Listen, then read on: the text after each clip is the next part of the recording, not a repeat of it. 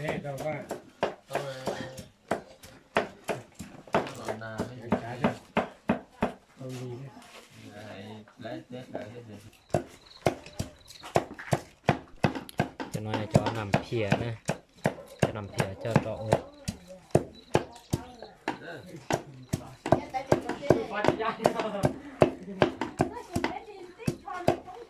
คือจะตายเหรอกันรัดกันเนี่ยจะน้อยเราตัดต่อจัวลาบมองไก่ชีว่าลาบนอเนอะจะน้อยยังไก่ชีนะ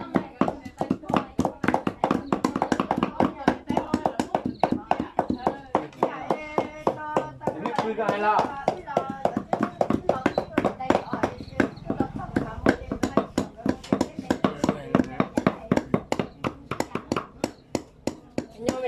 น้อยเหี่ยว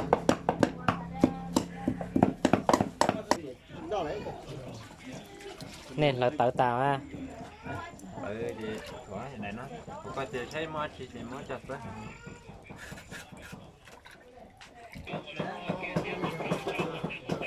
จะน้อยจะอบเนอะอีเปลี่ยว่าตอนนี้จานามันนี้จอในใช้เอาจะอบนอนสิก้าเห็นแล้วแล้วที่บอกว่าพวกจะเป็นไร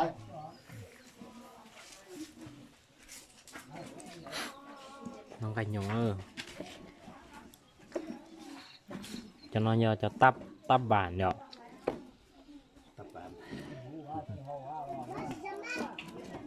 ลองมัน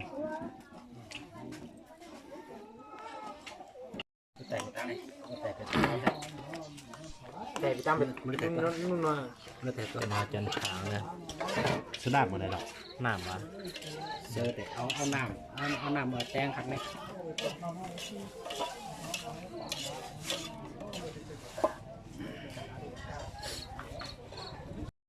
รวยลูกหล่อนะลูกดันรอน รถจีเอาละละฉีใกล้เยอะแล้วนั่งตาเราตัดต่อก้าวตัดนะก้าวตัดนะนี่นกเอาน้ำ เดี๋ยว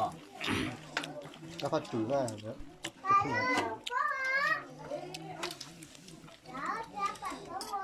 เป็นกำลังกับมันนะ นอนช้างนอนช้าง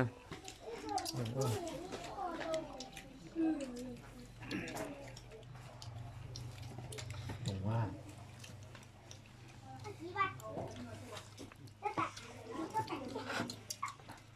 สัตว์เชิง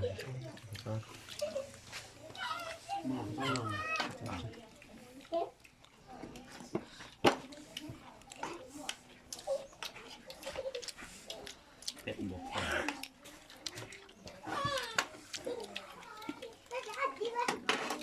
นั่นจ้าโอ้รอเดี๋ยวรอจีนั่งเนาะ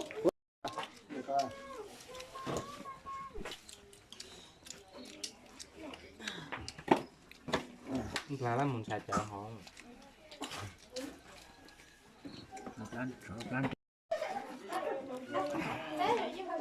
จุดนอนมาอย่ารูปล้ำห่อฉีนะ จิบขี่เวเด้อ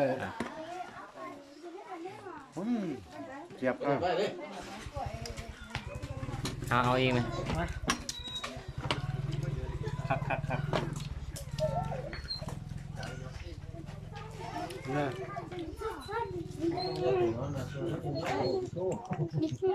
ใช่ปะจงไหวดีเด้ครับ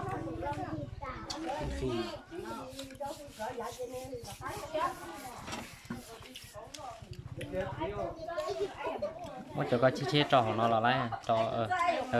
เสื้อนี้เลยก็ได้ตอนกินขี้อ่ะคนจ้าเขาบอกกินโอขี้นะ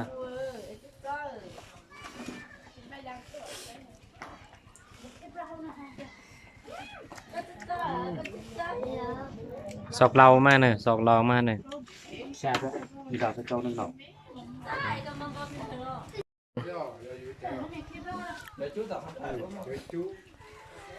ไทยสุจุจะรับนะ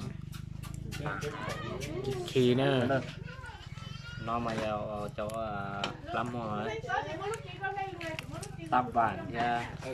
นอกสดๆแล้วจะเก็บบ้าเก็บเขา มีหอมเหรอเนาะ Rồi là một dục cô này là หอม wow, đúng này chả chả cô ấy chứ sao cái tao học nữa cái học rất khỏi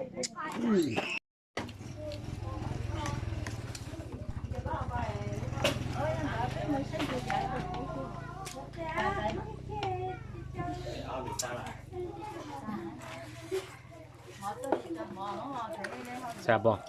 คักเลยเนาะ เสียบดิเก่งเลย ถ้ามีเลือดอันนั่นเชื่อมีเลือดร้ายจะฆ่ากันเลย สามมันแล้วเลยเนี่ยตัวนี้เลยโคตรซื้อไหม หิวกินมัดซื้อมาแพงหิวกินมัด rồi thì nó đắt ย่างกันเลยอ่ะ แซ่บแซ่บแซ่บ คักเนาะ